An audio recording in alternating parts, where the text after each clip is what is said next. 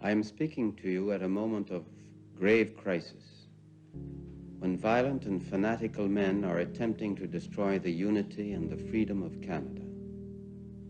One aspect of that crisis is the threat which has been made on the lives of two innocent men. These are matters of the utmost gravity, and I want to tell you what the government is doing to deal with them. What has taken place in Montreal in the past 2 weeks is not unprecedented.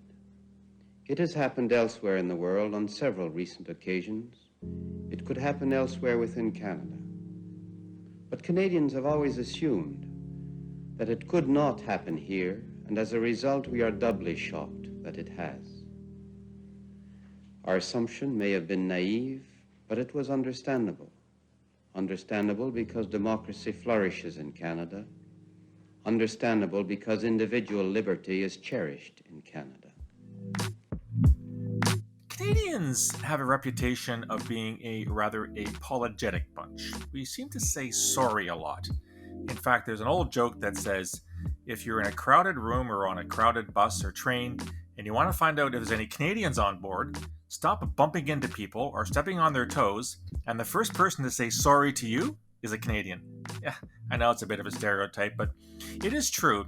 We tend to apologize for a lot of things, whether it's our fault or not. Maybe that's just the condition of being Canadian. Maybe it's a way to distinguish ourselves in a way from our neighbors to the south, the Americans, who are a little more brash, a little more out there, a little more, think more highly of themselves, perhaps. Canadian, I think, nationalism and Canadian sense of self is a little more understated.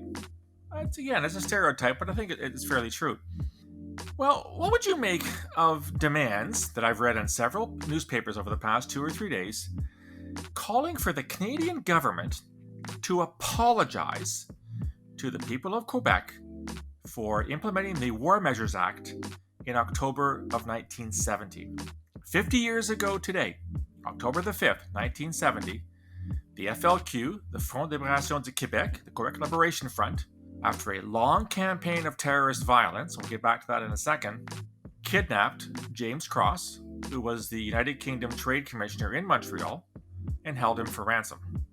And there are a lot of people out there who are calling for the government to say sorry for that. So there was a famous incident in October of that year when then Prime Minister Trudeau, Pierre, not the current Justin that we're dealing with, was asked by journalists how far he would go in dealing with this crisis, because it was indeed a crisis. A terrorist group had kidnapped a foreign diplomat, and Trudeau's famous response was, "Just watch me." And a few days later, he did exactly what the worst case scenario, or rather the most drastic action a government can take, and he declared, or he pronounced, the War Measures Act, which is essentially declaring martial law. And under that provision of Canadian law, upwards of 500 people were arrested. They were not charged. They were not allowed access to a lawyer, at least not initially. And the government was trying to figure out who knew what about the kidnapping of James Cross. And then a few days later, the kidnapping of Pierre Laporte, who was Quebec's deputy premier and labor minister. Should we apologize? Should the Canadian government of Justin Trudeau apologize for the actions of his father? As I said, a lot of op-ed pieces I've been reading lately saying, yes, this was a travesty of Canadian justice, and the people of Quebec will never forgive English Canada, whatever that's supposed to mean, for this tramping on their rights. I call bullshit, and I call bullshit for a very simple reason. Pierre Elliott Trudeau government of 1970 agonized in cabinet and in parliament about what to do over the kidnapping of James Cross. There are those who were for the invocation of the War Measures Act, and there are those who were against it, including some high-level cabinet ministers. In the end, the decision was made, and by the way, when it was made in October 1970, according to polls at the time, upwards of 90% of English and French Canadians supported this particular move. Now, why was the Trudeau government willing to go to extraordinary measures to do this? Because extraordinary times call for extraordinary steps. The FLQ, which was a terrorist group, not a bunch of freedom fighters or whatever they called themselves at the time, had carried out hundreds of bombings in the province of Quebec, starting in 1963, 7 years earlier, had killed 6 people in those bombings, including a 65-year-old night watchman who was days away from retirement. They carried out bank robberies. These people were bent on killing and creating fear, all in their quest for Quebec independence. In my country, there's a phrase we use called the Quiet Revolution, which was basically a progress or a phenomenon in the province of Quebec starting in the 1950s, where the demands for Quebec independence, Quebec sovereignty, those two terms are often interchanged. There's a legal difference. I'm not a political scientist. I don't really know the difference. I really don't care. And this quiet revolution morphed into the FLQ in the 1960s, which itself came out of an earlier group. I don't know what your definition of quiet revolution is. Setting off bombs and killing people doesn't sound very quiet to me. The Trudeau government was faced with an agonizing decision on what to do to deal with a terrorist group that had been active, as I said, for more than 7 years, and it killed half a dozen people. It had now kidnapped a representative of a foreign government. Oh, and by the way, the RCMP at the time foiled 2 other kidnappings of other foreign representatives. Of whom? You'll have to wait for that until you read my next book on the history of terrorism in Canada. I therefore think that the War Measures Act was the right thing to do. In actual fact, it stayed in place only until April of 1971. It wasn't in place for that long. It was not the end of democracy in Canada as we know it. We did not go down the path of lack of representation or lack of rule of law. It was a short-term cure for a long-term problem, and it worked.